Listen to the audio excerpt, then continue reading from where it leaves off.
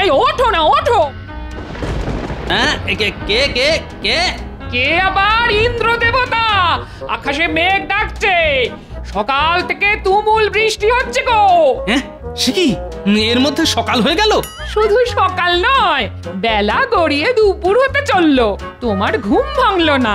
যাও যাও, চট করে ইলিশ মাছ নিয়ে এসো, আমি খিচুড়ি বসিয়েছি। ইলিশ মাছ? ও বাবা, সে তো অনেক দাম। আমি বরং ডিম নিয়ে আসছি, বুঝলে? খিচুড়ি আর ডিম। এই শোনো, সারা জীবন এত কিপটেমি করো না তো। শুধু অভাব আর অভাব। কিপটেমিটা তোমার স্বভাব হয়ে দাঁড়িয়েছে। আজকে খিচুড়ি আর ইলিশ মাছ হবে, ব্যাস। আর কোনো কথা শুনতে চাই না। ধুর, ঘুম থেকে উঠেই জ্বালাতন। হে ঈশ্বর, তুলে নাও, তুলে নাও। ভেবেছিলাম সারাদিন কোথায় পড়ে পড়ে ঘুমোবো, তা না, মৌকা পেয়ে ঠিক বাজারে পাঠিয়ে দিল। এখন গ্যাঁটের কড়ি খরচা করে ভালো দেখে ইলিশ মাছ কেন? দূর দূর দূর, ভাল লাগে না।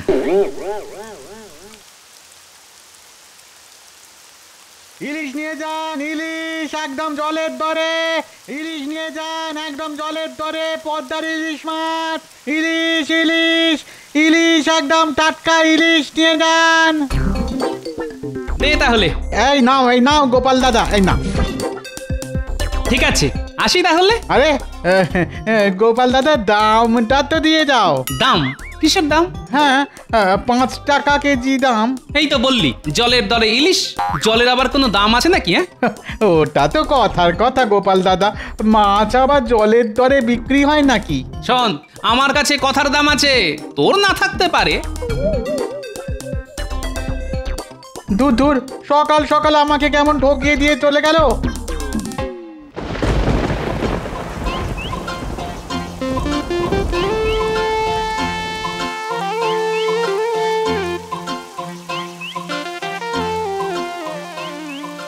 কি, ধান ক্ষেত তো জলে ভেসে গেছে।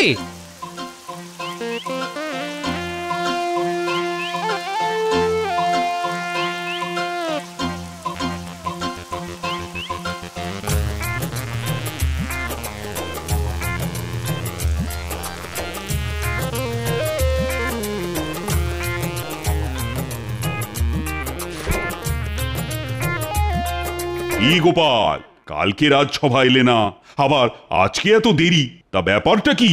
আর বলবেন না মহারাজ, চারিদিকে রাস্তায় এত জল কাদা, কি আর বলবো। এক পা এগোচ্ছি তো 3 পা পিছোচ্ছি। কালকে তো কিছুতেই রাজসভায় আসতেই পারলাম না।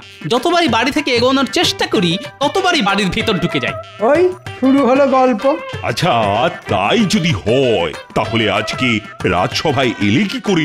হ্যাঁ, আমি জানতাম আপনি এই প্রশ্নটাই করবেন।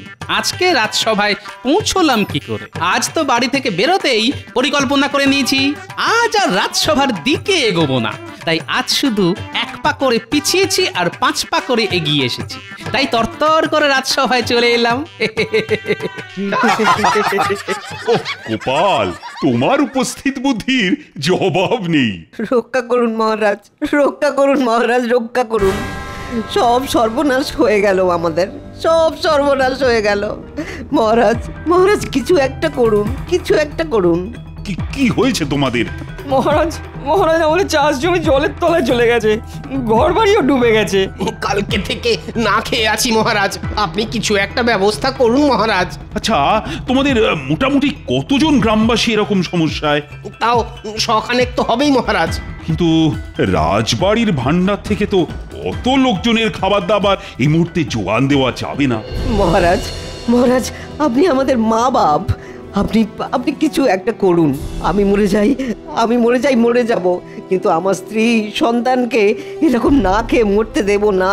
ঠিক আছে, শোনো, আমি তোমাদের থাকার জন্য রাজ্যের পশ্চিমে একটা উঁচু মাঠে তাঁবু খাটানোর ব্যবস্থা করে দিচ্ছি, আর তোমাদের খাবার জোগানের ব্যাপারে দেখছি কি করা যায়।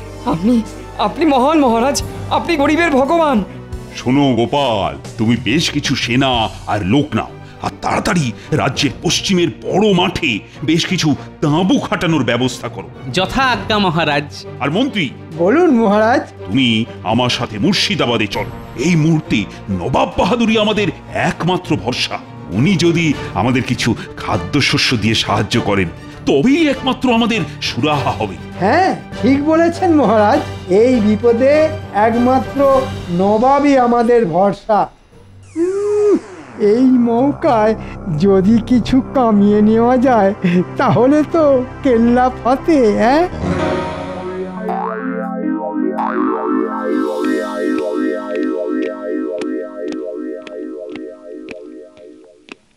কি কৃষ্ণচন্দ্র, এত ঝড় জলের মধ্যে তুমি হঠাৎ আমার মহলে? জাহাপানা, অনেক বিপদে পড়ে মানে এই ঝড় জলের মধ্যেও আপনার কাছে ছুটে এসেছি। কি বিপদ কৃষ্ণচন্দ্র? জাহাপানা, আমার রাজ্যে অনেকের বাড়ি বর্ষার জলে ডুবে গেছে, চাষ জমিও জলে ভরে গেছে। এ তো খুবই খারাপ সংবাদ কৃষ্ণচন্দ্র। চাষ জমি ডুবে গেলে তো সারা রাজ্যে খাদ্যের সমস্যা দেখা দেবে। দেখা দেবে না জাহাপানা, দেখা দিয়েছে। কয়েকশো রাজ্যবাসী না খেতে পেয়ে অনাহারে রয়েছে। আপনি যদি কিছু খাবার দিয়ে সাহায্য করেন জাহাপানা, কোনোদিন আপনার কাছে হাত পাতিনি, আজ শুধু এইটুকু সাহায্য করুন জাহাপানা। কান্নায় আমার চোখে জল আসছে। আপনি আমাদের মা, আপনি আমাদের বাপ। জাহাপনা, আপনি আমাদের মা বাপ। আচ্ছা ঠিক আছে ঠিক আছে, আমি তোমার রাজ্যে কালকে সকালের মধ্যে 50 বস্তা করে চাল ডাল আর 10 বস্তা করে চিনি নুন পাঠিয়ে দেবো, ঠিক আছে? আপনি আপনি মহান জাহাপানা। আরে আরে, এ তো আমার কর্তব্য। এই তোমাদের অনেকবার অনেক প্যাঁচে ফেলেছি, কিন্তু এবার আর না। এখন মানুষেরা বিপদে পড়েছে, তাই তাদের সাহায্য করা আমার কর্তব্য। কেমন? আসতে পারি? বাবা বাবা, আজ তো আমার মহলে দেখছি পুরো চাঁদের হাট বসেছে। তা বলো, কি বলবে?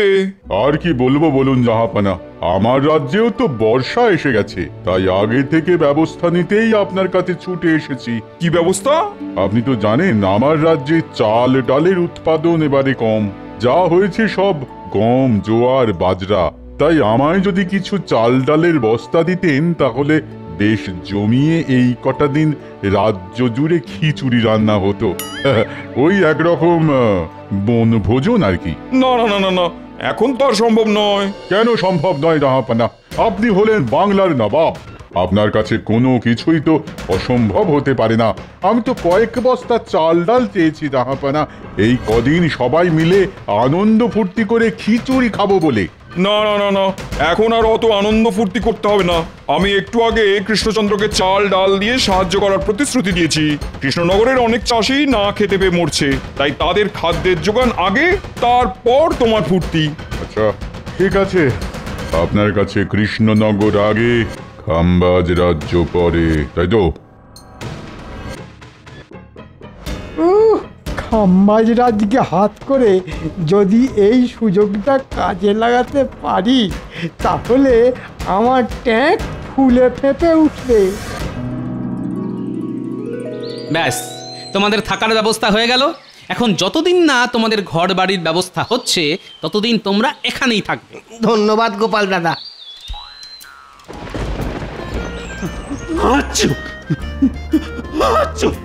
বাবা, একটু একটু বৃষ্টিতে ভিজতে না ভিজতে ঠান্ডা লেগে গেল। আপনাকে কতবার বলেছি বৃষ্টিতে ভিজবেন না, কিন্তু কে কার কথা শোনে? আরে আরে, আমি কি আর নিজের ইচ্ছে ভিজেছি নাকি? কালকে ওই মুর্শিদাবাদ ফেরার বাবা, কি বৃষ্টি! প্রণাম মহারাজ, আপনি ডেকে পাঠিয়েছেন? হ্যাঁ মহারাজ, নবাব বাহাদুর কি খাদ্যশস্য পাঠিয়েছে? এই শোনো, ওই ভাড়ার ঘরে সমস্ত চাল ডাল চিনির বস্তা বোঝাই করা রয়েছে। তুমি ওখান থেকে নিয়ে ত্রাণ শিবিরে বিতরণ করা শুরু করে দাও, চটপট। এবার বটা ঘটাকে দিয়ে বেশিরভাগ খাবার গোপন জায়গায় সরিয়ে ফেলতে হবে। তারপর আমায় আর দেখে কে? হ্যাঁ,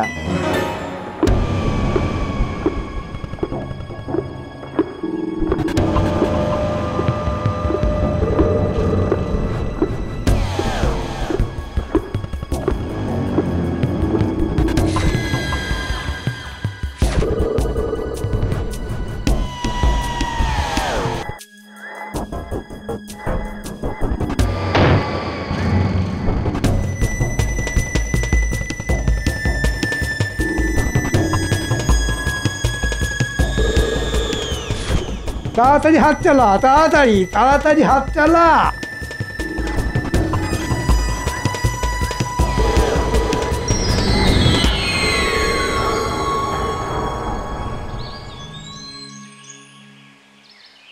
ব্যাস, এই 1 বস্তা চিনি, 1 বস্তা চাল আর 1 বস্তা ডাল শুধু বিতরণ হবে।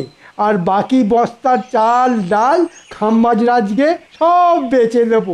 উফ, মন্ত্রীমশাই আপনার মাথায় কি বুদ্ধি! পুরো একেবারে ওই গাঁটে গাঁটে। রে, আমার সঙ্গে থেকে থেকেও তো আমার মতো হতে পারলি না, হ্যাঁ? নামটা ঘটা হলে কি হবে? ঘট ফুটো হয়ে সব বুদ্ধি বেরিয়ে যাচ্ছে। ঠিক বলেছেন মন্ত্রী মশাই। চল, এখন কথা না বাড়িয়ে ত্রাণ শিবিরে চল, নইলে এক্ষুনি বৃষ্টি নেমে গেলেই মুশকিল। হ্যাঁ হ্যাঁ, চলুন চলুন।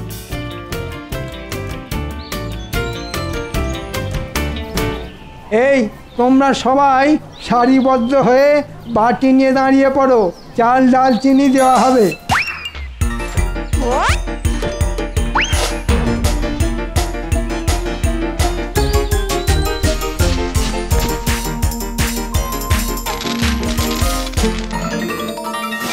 কি মন্ত্রীমশাই, মাত্র 1 বাটি করে চাল আর ডাল?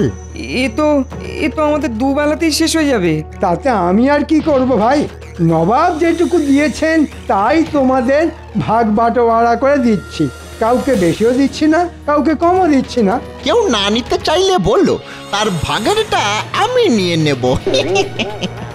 না না, নেব না কেন? বিপদের দিনে 1 মুঠো চালও সোনার থেকে দামি। নাও নাও।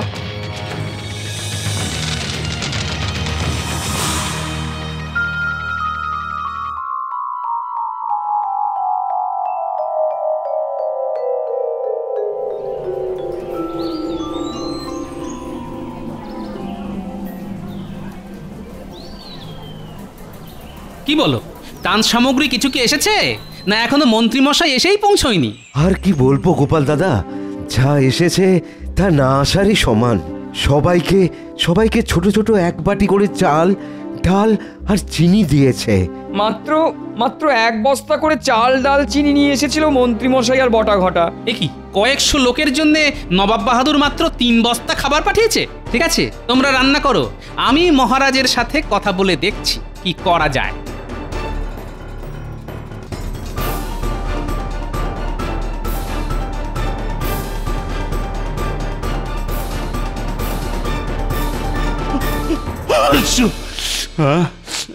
বাবা, কি ঠান্ডা লাগলো রে বাপরে বাপ।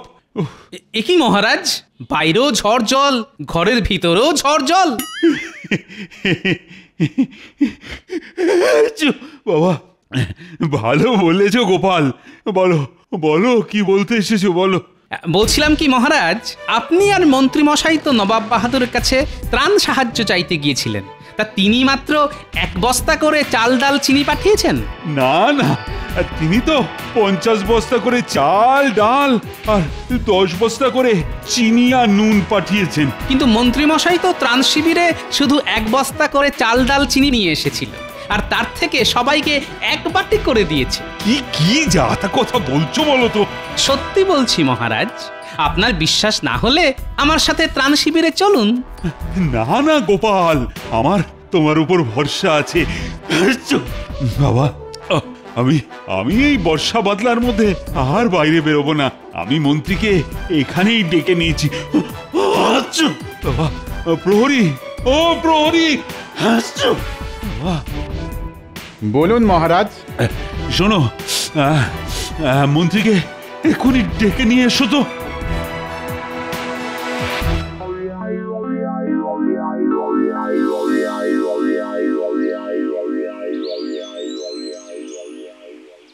মন্ত্রী মশাই, ও মন্ত্রী মশাই, বাড়ি আছেন? কে? আমি প্রহরী। মন্ত্রী মশাই বাড়ি আছেন নাকি? না না, উনি তো একটু আগেই ত্রাণ শিবির থেকে ফিরেই বেরিয়ে গেছেন কোনো এক রাজ্যের রাজার সাথে কথা বলতে। আমায় কিছু বলেনি। আচ্ছা, ঠিক আছে।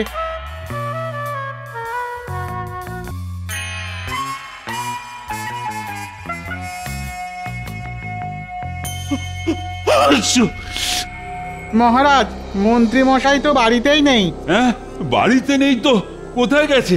মন্ত্রী মশাইয়ের স্ত্রী বললেন কোনো এক রাজ্যের রাজার সাথে দেখা করতে গেছেন, কিন্তু কোথায় গেছেন সেটা জানেন না। দেখলেন মহারাজ, এই লোকটাকে আপনি আজও চিনতে পারলেন না। এখন দেখুন কোথায় কার সাথে সন্ধি বাঁধতে চলে গেছে। শোনো গোপাল, এখন আর ওসব কথা বলে লাভ নেই। মন্ত্রীকে খুঁজে বের করতে হবে, আর তার আগে জানা দরকার বাবা ওই বাকি ত্রাণের বস্তা মন্ত্রী কোথায় রেখেছে বা নিয়ে গেছে। ঠিক আছে মহারাজ, আপনি আমায় একটু ভাবার সময় দিন, আমি দেখছি কি করা যায়।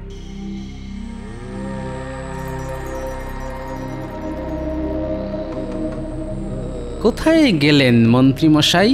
এই বর্ষার মধ্যে বাড়ি ছেড়ে এখন অন্য রাজ্যে কি করছেন? ত্রাণ সামগ্রীর বাকি বস্তা কোথায় গেল?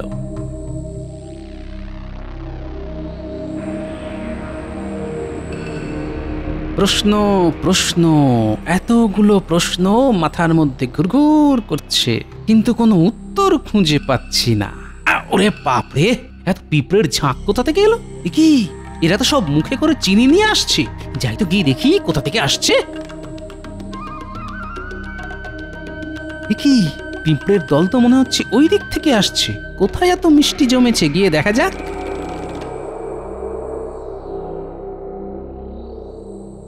বুঝলি ঘটা, আমি একটু আগে খাম্বাজ রাজার সাথে কথা বলে এলাম। উনি আমাদের পাওয়া এই সব ত্রাণের খাদ্য কিনতে রাজি আছেন। আজকে রাতে ওনার দলবল আসবেন আর সব নিয়ে যাবে। ও, তারপর আমাদের কাছে শুধু টাকা আর টাকা, কি বলেন মন্ত্রী মশাই? ওরে বাপরে, ওরে বাবা, পিঁপড়ে কামড়ালো। জ্বলে গেল, জ্বলে গেল। এখানে এত পিঁপড়ে এলো কিভাবে? হ্যাঁ, এ বাবা, চিনির একটা বস্তা একটু ছিঁড়ে গেছে। শোন, তাড়াতাড়ি বস্তাটা সুতো দিয়ে সেলাই করে চলে আয়। এখানে বেশি ঘোরাঘুরি করিস না। আচ্ছা মন্ত্রী মশাই। আর হ্যাঁ, রাতে যখন খাম্বাজ রাজ ওনার লোকজন নিয়ে আসবেন, তখন একেবারে ওনাদের গাড়িতে বস্তাগুলো তুলে টাকা নিয়ে সরে পড়বো। আর একটা কথা, এখন আমরা কাঠ হাঁকা দিয়ে থাকবো, তারপর টাকা পেয়ে গেলে রাজ্য থেকেই খাওয়া হয়ে যাব। কি বুঝলি? মন্ত্রী মশাই, আপনার কি বুদ্ধি! একটু একটু পায়ে ধুলো দিন, একটু পায়ে ধুলো। পায়ে না, এখন ধুলো নেই, কাদা আছে, শুকিয়ে গেলে নিস। হ্যাঁ, চললাম রে। বস্তা সেলাই হয়ে গেলে আমার বাড়িতে চলে যাস। আচ্ছা, তার মানে এই ব্যাপার। ত্রাণের সব খাবার এখানে না, এক্ষুনি কিছু একটা করতে হবে।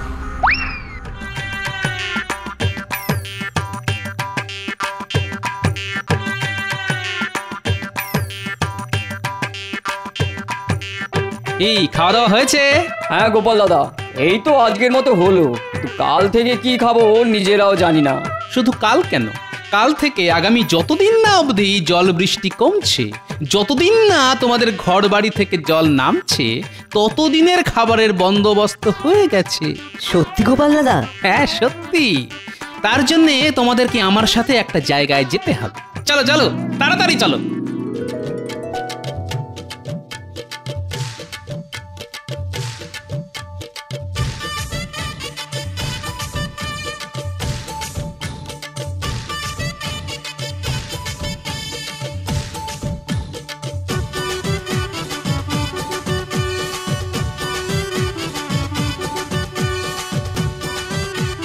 উড়িয়ে বাবা, কত বস্তা! হ্যাঁ, এর মধ্যে চাল, ডাল, চিনি, নুন সব আছে। তোমরা সবাই এক একটা করে বস্তা নিয়ে শিবিরে চলো।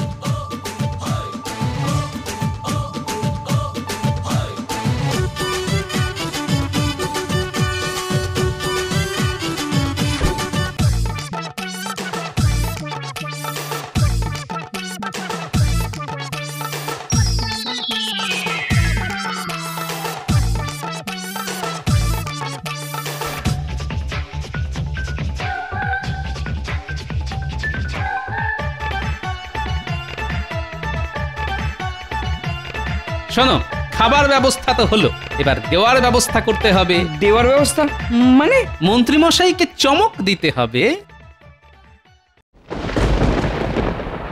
কি আবার মেঘ ডাকছে? এখন তো বৃষ্টি শুরু হলেই মুশকিল। এই এই তোমরা সবাই একটা একটা করে বস্তা চটপট গাড়িতে তোলো।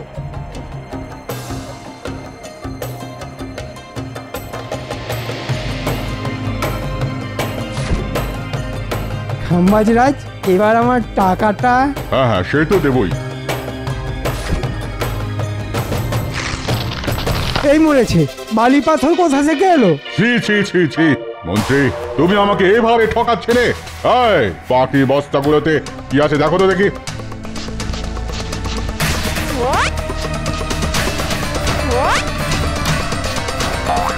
মহারাজ মহারাজ, এগুলোতেও সব মাটি পাথর বালি। কি? হ্যাঁ, বালি পাথরই তো পাবেন, কারণ খাবার যাদের পাওয়ার কথা তাদের কাছে চলে গেছে। মন্ত্রী, আমি গোপালের কাছ থেকে সব খবর শুনেছি। তুমি শরণার্থীদের মুখের খাবার খাম্বাজরাজকে বিক্রি করতে চলেছিলে। আগে ইয়ে না, মানে ও মন্ত্রী মশাই, এবারেও তো ফেঁসে গেলাম। সাবাস গোপাল, সাবাস। আজ তোমার জন্যই এই শরণার্থীদের মুখে খাবার আসবে। তুমি যদি বিচক্ষণ না থাকতে তাহলে তো এতক্ষণে সব হাওয়া হয়ে যেত। একজন সৎ কর্তব্যপরায়ণ রাজ্যবাসী হিসেবে এ তো আমার কর্তব্য মহারাজ।